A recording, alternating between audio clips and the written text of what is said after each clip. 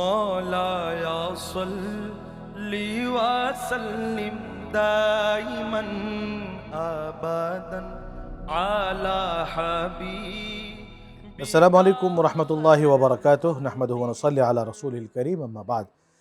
পৃথিবীর যেখান থেকে আপনাদের প্রিয় অনুষ্ঠান SZHM ট্রাস্ট নিবেদিত আলোকধারা দেখছেন, সকলকেই স্বাগত জানাচ্ছি আজকের অনুষ্ঠানে। দর্শক, প্রত্যেক পর্বের ন্যায় আজকেও আমরা আমাদের পর্বকে তিনটি বিষয় দ্বারা সুসজ্জিত করেছি, আর তা হচ্ছে সাধারণ বিষয়ের ভেতরে ইসলামে ধর্ম, বৈচিত্র্য এবং সহাবস্থান, এবং এর দ্বিতীয় যে সেগমেন্টটি রয়েছে তা হচ্ছে তাসাউফের সেগমেন্ট, এবং তাতে রয়েছে তাসাউফ ও খেদমতে খালক, অর্থাৎ সুফিবাদ এবং সৃষ্টির সেবা। 3 নম্বর যে সেগমেন্ট রয়েছে সেই সেগমেন্টকে আমরা সাজিয়েছি একজন আল্লাহর ওলি, যিনি হযরতে আব্দুল গনি কাঞ্চনপুরী রহমতুল্লাহ আলাইহি নামে পরিচিত, এবং তার জীবন আদর্শ, তার কর্মকাণ্ড, এগুলো নিয়ে আমরা কথা বলবো ইনশাআল্লাহ। তো ধর্ম, বৈচিত্র্য ও সহাবস্থান এটা কোনো নতুন বিষয় নয়। রাসূল পাক সাল্লাল্লাহু আলাইহি ওয়াসাল্লাম তিনি যখন মদিনাতুল মুনাওয়ারাতে নতুন করে একটি ইসলামী রাষ্ট্র প্রণয়ন করলেন, গঠন করলেন, সেই ইসলামী রাষ্ট্রে যেরকমভাবে একজন মুসলমান ছিলেন, ইয়াহুদি ছিলেন, নাসারা ছিলেন, ভিন্ন ধর্মের লোকজনও ছিলেন। এমনকি আমরা ইতিহাসে পাই যে ভারতবর্ষ থেকে তৎকালীন সময়ে সনাতন ধর্মীয় লোকজন ভারতবর্ষে যেতেন, তারা রাসূল সাল্লাল্লাহু আলাইহি ওয়াসাল্লামের সাথে দেখাও করতেন, এমনকি তারা সেখানে ব্যবসা করার সুযোগ পেতেন মদিনাতুল মুনাওয়ারাতে। তো এই যে বিভিন্ন ধর্মের লোক থাকার পরেও যে যার যার রীতি নীতি, ধর্ম, আচার আচরণ, অনুষ্ঠান শান্তিমতো নির্ঝঞ্ঝায় পালন করতে পারছিল, সেই অবস্থান, সহাবস্থানটাই ছিল মদিনার সেই অবস্থা এবং আল্লাহ রাসূল সাল্লাল্লাহু আলাইহি ওয়াসাল্লামের নির্মিত সেই ইসলামী সমাজ। তো আজকে সেই বিষয়ে আমরা কথা বলবো, এবং এই বিষয়ের উপর কথা বলার জন্য আমাদের স্টুডিওতে আমন্ত্রিত অতিথি হিসেবে রয়েছেন মাদ্রাসায়ে গাউসুল আজম মাইজ ভান্ডারী, ফটিকছড়ি, চট্টগ্রামের সম্মানিত আরবি প্রভাষক, এবং শান্তিনগর কেন্দ্রীয় জামে মসজিদ বায়েজিদ চট্টগ্রামের সম্মানিত খতিব মাওলানা মোহাম্মদ মুজিবুল হক। আসসালামু আলাইকুম ওয়া রাহমাতুল্লাহি ওয়া বারাকাতুহু। ওয়ালাইকুম সালাম ওয়া রাহমাতুল্লাহি ওয়া বারাকাতুহু। মুহতারাম, আমি প্রথমেই আপনার কাছে জানতে চাইবো যে রাসূল পাক সাল্লাল্লাহু আলাইহি ওয়াসাল্লামের জামানায় ধর্মবৈচিত্র্য কেমন ছিল? আউযু বিল্লাহি মিনাশ শাইতানির রাজীম। বিসমিল্লাহির রহমানির রহিম। আমরা জানি ইসলাম ধর্ম শ্রেষ্ঠ ধর্ম, এবং আসমানি কিতাব সমূহের মধ্যে কোরআন শ্রেষ্ঠ কিতাব। সেই দৃষ্টিকোণ থেকে আমরা যদি চিন্তা করি, তাহলে ইসলাম সবার জন্য আসছে। ইসলামের এই যে কালার যেটা আছে, ইসলামের যে শিক্ষা, এটা সবার জন্য। যে কেউ ইসলামের শিক্ষা আদর্শিত হয়ে ইসলাম ধর্মে আসতে পারবে, এবং কোরআনে পাক হুদাল লিন্নাস, মানব জাতির হেদায়েতের জন্য, এবং এই কোরআনটাকে পড়ে অনেকে হেদায়েত প্রাপ্ত হয়েছেন। তো আমরা দেখি ধর্ম বৈচিত্র্য। আপনি জানেন বৈচিত্র্যময় পৃথিবী, ডাইভার্সিটি অফ দ্য ওয়ার্ল্ড। আল্লাহ পাক রব্বুল আলামিন যখন এই দুনিয়াকে সৃষ্টি করেছেন, আপনি যে কোনো একটা বাগানের কথা বলি, সে বাগানে যদি একই কালারের সমস্ত ফুলগুলো যদি উৎপাদন করা হয়, বাগানটা কিন্তু সজ্জিত হয় না। যখন একটি বাগানে নানা ফুলের গন্ধে, নানা ফুলের রঙের যখন সজ্জিত করবেন, উৎপাদন করবেন, দেখা যাবে এখানে আপনার গোলাপ ফুল, চামেলি এবং রজনীগন্ধা সহ নানা ফুলগুলো আমরা দেখতে পারি। ঠিক আল্লাহ পাক রব্বুল আলামিন সৃষ্টিজগৎ 18,000 মাখলুকাতের মধ্যে উনি এমনভাবে গোটা পৃথিবীকে সাজিয়েছেন যে সাজানোর বৈচিত্র্যটা আল্লাহ পাকের রহস্য, আল্লাহ পাককে চেনার, আল্লাহ পাককে জানার, আল্লাহ পাকের কুদরতি নিদর্শনের জন্য একটা বড় একটা মাধ্যম। আল্লাহ পাক রব্বুল আলামিন বলছেন, তোমরা ফারজিল বাসর, তোমরা তাকাও, হাল তারা মিন ফুতুর। যে আল্লাহ পাকের এই যে আসমান জমিনটাকে বানিয়েছে আল্লাহ পাক, কোনো জায়গায় তো কোনো জায়গায় ত্রুটি নাই, খুঁত নাই, কোনো জায়গায় ভুল রাখেননি। তোমরা একটু সৃষ্টির দিকে তাকাও। ওই সৃষ্টির দিকে তাকাতে গিয়ে আল্লাহ পাক পবিত্র কোরআনে কারিমে নানা বৈচিত্র্যের মানুষ, নানা ধর্মের মানুষ এ পৃথিবীতে বসবাস করছে। বর্তমান সময়ে 800 কোটি মানুষ বসবাস করছে। এই বসবাসের দৃষ্টিকোণ থেকে নানা সংস্কৃতির মানুষ, নানা ধর্মের বর্ণের মানুষ আমরা দেখতে পাই। আল্লাহ পাক পবিত্র কোরআনে বলেন, ইয়া আইয়ুহান নাস ইন্না খালাকনাকুম মিন যাকারি ওয়া উনসা ওয়া জাআলনাকুম শুউবান ওয়া ক্বাবাইলা লিতাআরাফু। আল্লাহ বলেন, হে মানব জাতি, আমি তোমাদেরকে এক নর এবং নারী থেকে সৃষ্টি করেছি, এবং তোমাদেরকে বিভিন্ন জাতি, বিভিন্ন গোত্রে আমি তোমাদেরকে বানিয়েছি, এবং লিতাআরাফু, যাতে তোমরা পরস্পর চিনতে পারো, পরিচিত হতে পারো। আল্লাহ পাক যেই নির্দেশনা দিয়েছেন ভিন্ন ধর্মাবলম্বী যারা আছেন, যারা ভিন্ন ধর্মের মানুষ যারা আছেন, তাদের সাথে আচরণ কিভাবে করব, আল্লাহ পাক পবিত্র কোরআনে কারিমে বলেন, লা ইয়ানহাকুমুল্লাহ আনিল লাযীনা লাম ইউকাতিলুকুম ফিদ-দীন ওয়া লাম ইখরিজুকুম মিন দিয়ারিকুম আন তাবাররাউহুম ওয়া তুকসিতু ইলাইহিম। আল্লাহ বলেন, আমি যারা তোমাদের সঙ্গে ধর্মের কারণে যুদ্ধ করে না, ধর্মের কারণে যুদ্ধ করে না, এবং তোমাদের দেশ থেকে তাড়াইনি, তাদের প্রতি সদ্ব্যবহার করবা, ন্যায় বিচার করবা, আল্লাহ তোমাদেরকে নিষেধ করেন না। তাহলে বোঝা যায় আল্লাহ পাক পবিত্র কোরআনে বলেছেন ভিন্ন ধর্মের মানুষের সাথে, ভিন্ন ধর্মের সংস্কৃতির মানুষের সাথে কীভাবে আচরণ করতে হবে। যে আমার সাথে ধর্মের একটা যুদ্ধ করবে না, যে আমাকে তাড়িয়ে দেয় নাই, তাকে আমি সুন্দর আচরণ করব।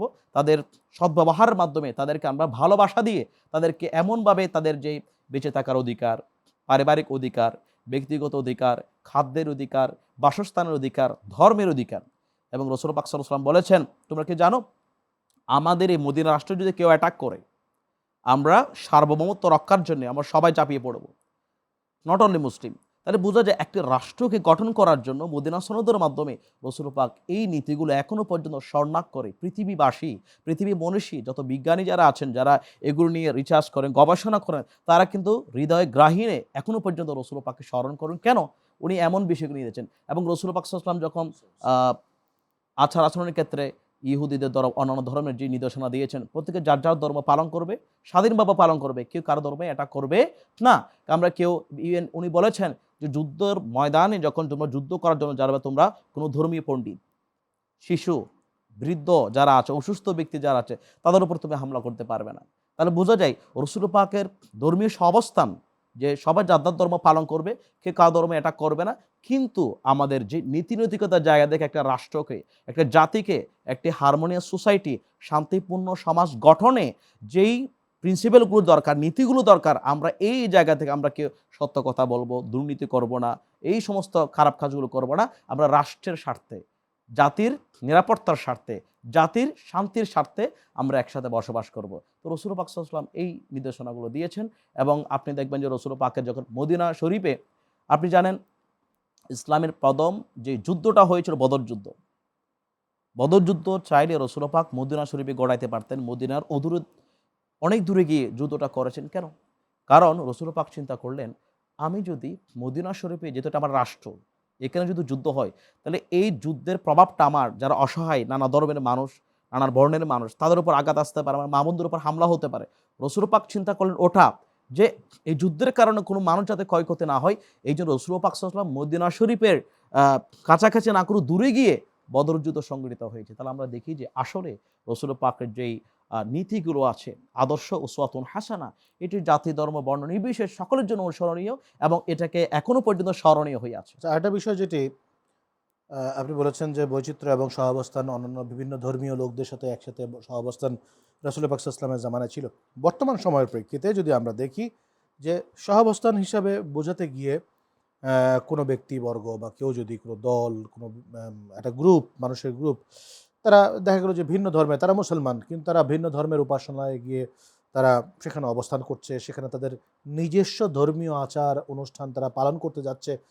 এটা কি আল্লাহ রসুলের কাছ থেকে পারমিশন কি আছে যে অন্য ধর্মের লোকদের উপাসনালয়ে গিয়ে সেখানে তোমাদের ধর্মের আচার পালন করো কিংবা করো না, এ ধরনের কিছু আছে কিনা?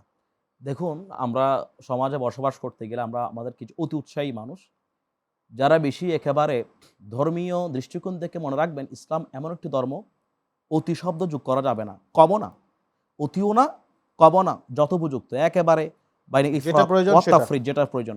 তো আমরা সেই ক্ষেত্রে দেখি যে রাসূল পাক সাল্লাল্লাহু আলাইহি ওয়াসাল্লাম বলেছেন যে প্রত্যেকের যার যার ধর্মীয় যে আচার ধর্ম যেগুলো স্বাধীনভাবে পালন করতে হবে। পৃথিবীতে মনে রাখবেন, মুসলমানদের যে আচার ধর্ম, এটা কখনো অন্য ধর্মের মানুষও পালন করবে না। আবার একজন মুসলিম কখনো অন্য ধর্মের আচার ধর্মে গিয়ে এমন কোনো কাজ করবে না যেটা তাদের ধর্মের ব্যাঘাত ঘটে। অর্থাৎ আমরা যখন অনেক সময় দেখি যে ধর্ম যার যার, উৎসব তার তার হবে। উৎসব সবার নয়, ধর্ম যার যার, উৎসব তার তার। কেন? মানে ধর্মীয় উৎসব তার, হ্যাঁ হ্যাঁ, আর যখন ন্যাশনাল উৎসবের কথা আসে সেটার কথা ভিন্ন, সেটা সবাই পালন করে। ধর্মীয় দৃষ্টিকোণ থেকে, কারণ সে আমার আচার ধর্ম কখনো গ্রহণ করবে না, আমি তার আচার ধর্ম গ্রহণ করবো না। এখন আপনি যদি অতিরঞ্জিত হয়ে, অতি মহব্বত দেখিয়ে যদি আপনি সেখানে গিয়ে তাদের প্যাগোডার বা মূর্তির সামনে গিয়ে যদি আপনি কোনো সঙ্গীত পাঠ করেন বা তাদের এখানে নামাজ আদায় করেন, আপনি কোরআন শরীফ পাঠ যদি করেন, এটা তাদের জন্য ডিস্টার্বিং, তাদের জন্য এটা বলছে কি রে ব্যাপার, এটা তো আমাদের ধর্মীয় গুরু, যার তাদের কাজ, তারা আমাদেরকে হেদায়েত করবে, তারা আমাদের ধর্মীয় গীতা পাঠ থেকে আমাদের পড়া, এখন ওরা কেন আমাদেরকে এত নীতি বাক্য শোনাচ্ছে? হ্যাঁ, আপনার যদি রাষ্ট্রীয় যদি কোনো প্রশাসনের, সেটা ভিন্ন বিষয়, এটা প্রশাসন আছে, সেটার জন্য নির্দিষ্ট দায়িত্ববান আছে। কিন্তু আমি যদি অতিমাত্রায়, অতি ধর্মীয় পরা হয়ে যদি আমি এই কাজটা করতে যাই, আসলে তার ওদের ডিস্টার্ব হয় এবং আলটিমেটলি ওরা হয়তো কিন্তু বলতে পারছে না। কেন? কারণ ওরা সংখ্যায় কম, ও তো আপনাকে বলছে না। আপনি কেন অতি রঞ্জিত হয়ে অতি মহব্বত দেখিয়ে আপনি তাদেরকে এই কর্তা করতে যাবেন, সে বাধা কিভাবে দিবে? ওরা তো সংখ্যায় কম। এই দৃষ্টিকোণ থেকে আসলে রসুল পাকের যে আদর্শ, একটু লিমিটেশন যেটা আছে, ওই সীমাবদ্ধ থাকতে হবে। আর এটার অতিরঞ্জিত করলে আসলে সেটা কখনো একটি মুসলিম হিসেবে কাম্য নয়। কিন্তু আমরা এমন কিছু কাজ করব না যেটা আমাকে ইসলাম সাপোর্ট করে না। কিন্তু সার্বজনীনভাবে আমি তাদেরকে দাওয়াতের পদ্ধতি গিয়ে, হ্যাঁ, রসুল পাক যেভাবে দাওয়াত দিয়েছেন জাতি ধর্ম বর্ণ নির্বিশেষে সবাইকে আমরা এইভাবে দাওয়াত দিব। অনেকগুলো মাধ্যম আছে, এই মাধ্যমগুলো অ্যাপ্লাই করতে পারি, তাহলে ইনশাআল্লাহ পরবর্তী আমরা জানতে পারবো। আপনাকে অসংখ্য ধন্যবাদ। দর্শক, আমরা এতক্ষণ যাবৎ আমাদের ইসলামের সাধারণ যে বিষয় সেগমেন্ট রয়েছে সেই সেগমেন্টের উপর নির্ভর করে যে বিভিন্ন ধর্ম বৈচিত্র্য এবং সহাবস্থানের উপরে অত্যন্ত গুরুত্বপূর্ণ আলোচনা শুনলাম মাওলানা মজিবুল হকের কাছ থেকে। আমরা এই পর্যায়ে আমাদের দ্বিতীয় সেগমেন্ট তাসাউফ পরিচিতি এখানে চলে যাচ্ছি। مولاي صل وسلم دائما তাসাউফ পরিচিতির এই পর্যায়ে আমি আপনার কাছ থেকে জানতে চাইব তাসাউফ এবং খিদমতে খালক সম্পর্কে।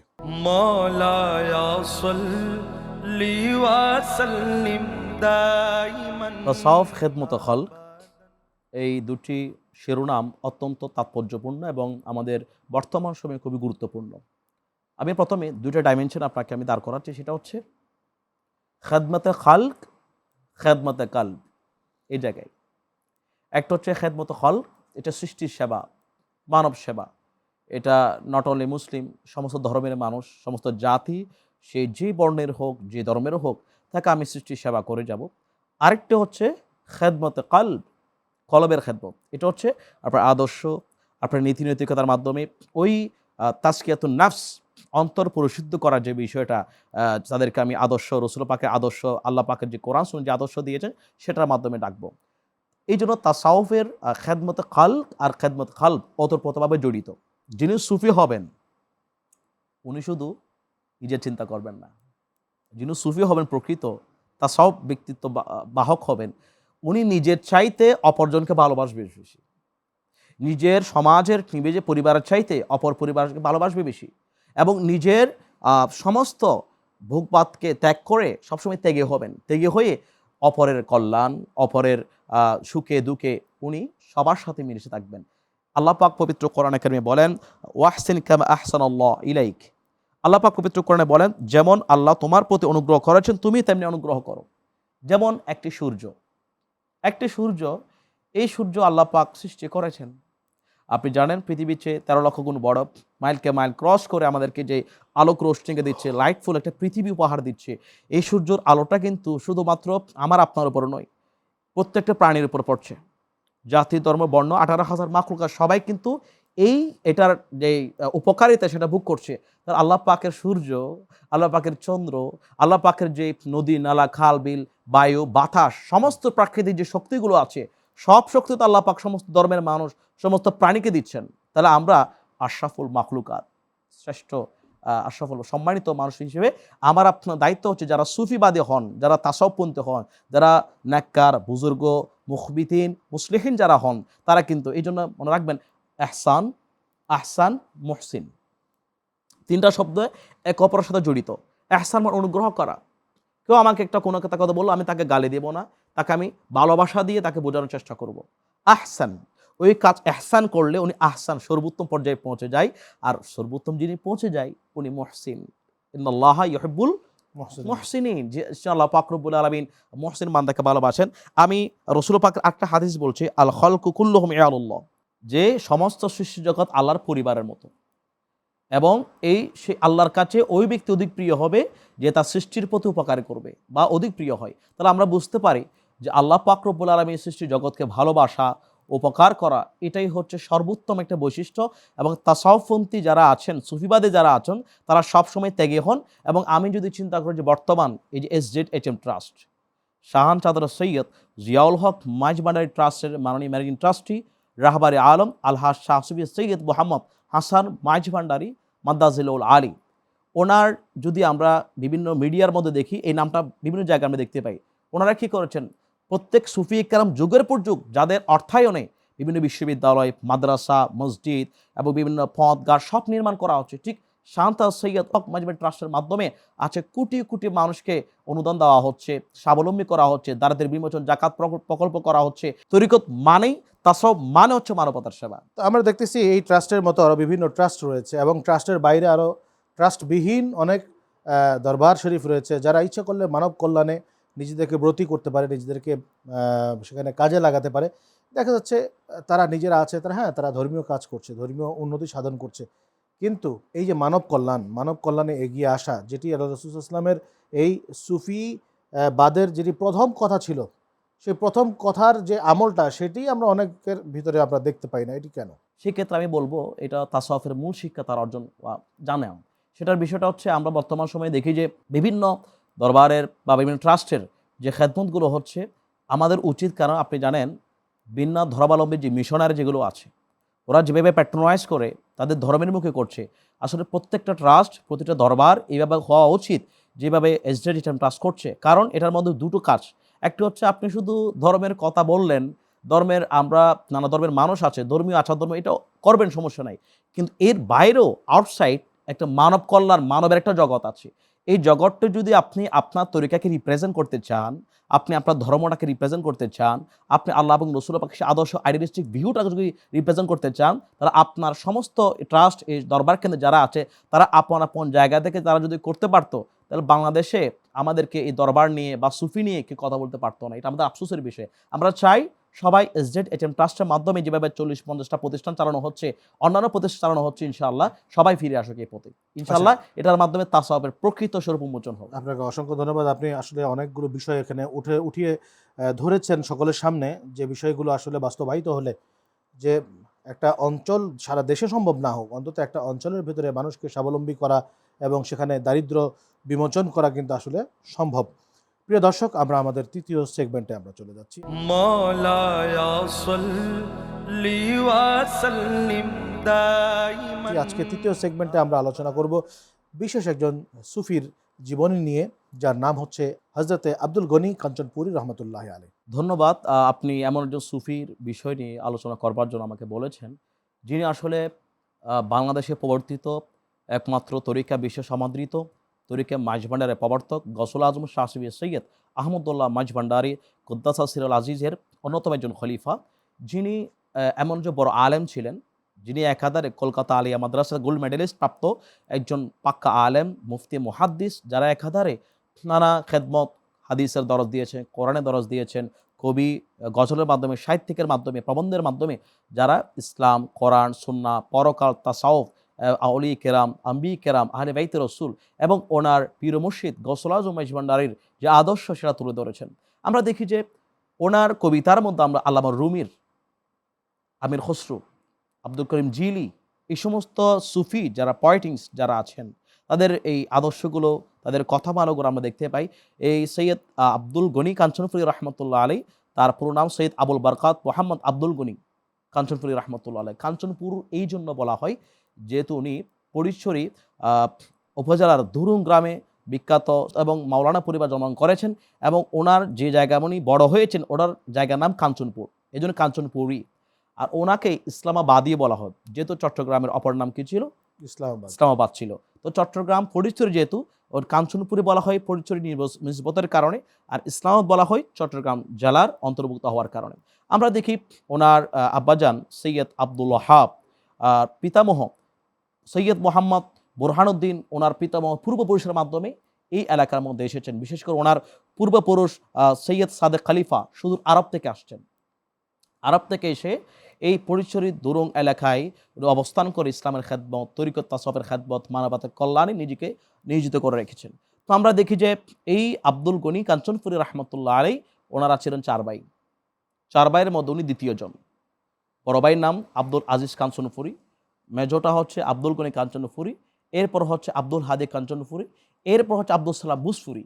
তাহলে আমরা দেখি যে পরিবার থেকে একাধারে 3 ভাই হুজুর গৌসুল আজম মাইজভান্ডারের খলিফা এবং তরিকা মাইজভান্ডার একজন শেখ ছিলেন।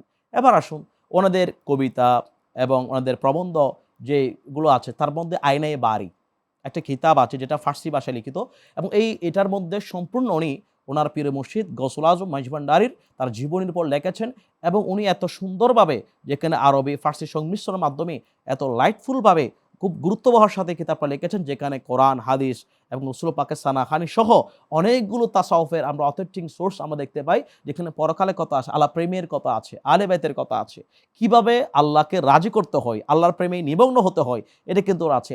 আমরা দেখি যে ওনার কবিতা, বর্তমান সময়ে উনি যে জায়গার মধ্যে একটা মসজিদে ইমামতি করতেন, তো স্বাভাবিকভাবে আমি একটু আগে বলেছিলাম যে আসলে প্রকৃত মানুষকে সবাই চিনে না। আপনি দেখবেন প্রকৃতি যারা সুফি আল্লাহওয়ালা ব্যক্তিকে সবাই চিনে না। আমি দেখলাম এটার কারণটা হচ্ছে একটা হাদিসে পাকের মধ্যে আছে, যারা নিজেকে লুকিয়ে রাখতে চায় একেবারে মানুষকে ধরা দেয় না। আপনি দেখবেন যে ওরা ধরাছোঁড়া বাইরে, এবং মানুষ চিনতেও পারে না, মানুষ চিনুক এটা ওনারা চান না, নিজেকে লুকিয়ে রাখে আজিয়ান কাসারি। ঠিক আব্দুল গনি কাঞ্চনপুরি রহমতুল্লাহ আলাই, উনি ওনার ভাইয়ের সাথে আব্দুল হাদি কাঞ্চনপুরের সাথে একটা ঝগড়া লাগতো। উনি তাসওফপন্থী ছিল আর উনি তাসওফপন্থী ছিল না। তো আব্দুল হাদি কাঞ্চনপুরি রহমতুল্লাহ উনি বেহালা বাজাইতেন এবং জিকির মাহফিল করতেন, সামা করতেন, কিন্তু ওখানে ওই আল্লাহ এবং আল্লাহ জিকির এবং রসুল পাকের সানাখানি এবং ওনার পীর মুর্শিদ গৌসুল আজম মাইজভান্ডারের গান গজলগুলো যখন শুনতেন, ওনার এখানে ধাক্কা দিত, কলবে একটা ধাক্কা মারত, কিরে এটা তো আমাকে ধাক্কা লাগতেছে, একটা তাহলে একটা জিকির রাক্স আমাকে। উনি কি করলেন, উনি প্রথম বিরোধিতা ছিলেন, পরবর্তী ওনার ভাইয়ের কাছে গেলেন, এটা সুমধুর কণ্ঠ, এত তাসাউফ হৃদয়গ্রাহী, এই কালামগুলো কোত্থেকে পাও তুমি? তখন বলছে আমি যার কাছ থেকে পেয়েছি, আমার পীর মুর্শিদ গৌসুল আজম শাহ আহমদুল্লাহ মাইজভান্ডারি, মাইজভান্ডার দরবার শরীফে আছেন, যিনি আসলে কলকাতা আলিয়া মাদ্রাসা মুহাদ্দিস ছিলেন, ওনার কাছ থেকে পেয়েছি, আমাকে নিয়ে যাও। নিয়ে যাওয়ার পরে উনি বললেন আজকে থেকে আমি তাসাউফপন্থী এবং প্রকৃত আল্লাহওয়ালাকে চিনব। আপনি জানেন এই আব্দুল গনি কাঞ্চনপুরি রহমতুল্লাহ আলাইহি যখন তাসাউফপন্থী হন, ইসলামের রূপ রহস্য যখন বুঝতে পেরেছেন, যারা আমরা জানি যে যারা সুফিপন্থী হয়ে যায় তাদেরকে সাধারণ মানুষ বিভিন্ন তকমা লাগায়, ঠিক একইভাবে মাইজভান্ডার তরিকা অনুসারে হওয়ার কারণে, সঠিক প্রকৃত ইসলামকে চেনার কারণে, সঠিক আল্লাহওয়ালার পথ চেনার কারণে ওনার এলাকার যারা মুসল্লি যারা ওনার বিরোধিতা করে, আপনি ওখানে কেন গেলেন, আপনি মাজার পূজার নানা ধরনের কথাবার্তা বললেন, এরকম তকমা লাগিয়ে উনি জজবা হালতে চলে গেলেন। আল্লাহু আকবার, আপনি আশ্চর্য হয়ে যাবেন, উনি মিম্বর থেকে নেমে সবার সামনে বড় একটা পুকুর ছিল, মসজিদের সামনে বড় পুকুর ছিল, মিম্বর থেকে নেমে পানির উপর হেঁট দিয়ে ওপার যখন চলে গেছেন, তখন ওরা বুঝতে পারতে হাই রে আমরা কার বিরুদ্ধে ফতোয়াবাজি করলাম, কাকে তুকমা লাগালাম, যে মানুষটা এত বড় পাওয়ারফুল আল্লাহর বলি, তাকে আমরা বুঝতে পারিনি। পরবর্তীতে ক্ষমা চেয়ে নিলেন উনি। এর পরবর্তীতেও উনি একটা মসজিদের ইমামতের মাধ্যমে, এবং ওনার কালামগুলো এখনো পর্যন্ত বর্তমান সময়ে দুটো কালাম আমি শুনতে চাইবো। আমরা যে কালামগুলো আমরা দেখি যে বিভিন্ন গানে নানাভাবে এখনো পর্যন্ত উনি গিয়েছেন এরপর প্রায় 80 বছরের অধিক, কিন্তু ওনার কালামগুলো এখন মানুষ হৃদয় কেন, একটি মাত্র কারণে, কারণ ওরা আল্লাহকে দেখে দেখে কালামগুলো লিখেছেন, রসুল পাকের সন্তুষ্টি লিখেছেন, কোনো দুনিয়াবের আশা নয়, ওনারা প্রিয় মুর্শিদের নামে লিখেছেন।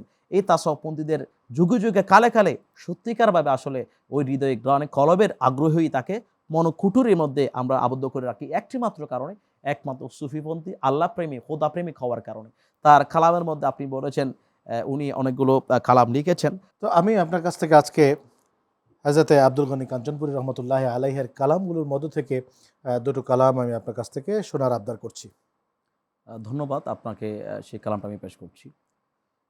নিশি অবসানে বন্ধু বাগানে, নিশি অবসানে আসি বন্ধু বাগানে, বাজালো মোহন বাসিরে, বাসির স্বরে নীল প্রাণ হরে, বাসির স্বরে নীল প্রাণ হরে, চলে গেল মধুর হাসিরে, নিশি অবসানে আসি বন্ধু বাগানে, বাজালো মোহন বাসিরে। আপনাকে অসংখ্য ধন্যবাদ। অত্যন্ত সুরেলা কণ্ঠে আপনি তার একটি কালাম আমাদেরকে উপহার দিলেন। প্রিয় দর্শক, আমরা এতক্ষণ যাবৎ মওলানা মোহাম্মদ মুজিবুল হকের কণ্ঠের সেই সুললিত সুরের মূর্ছনায় হারিয়ে গিয়েছিলাম, এবং সেই হারিয়ে যাওয়া থেকে আবারও আমাদের বাস্তবতায় ফিরে আসতে হচ্ছে।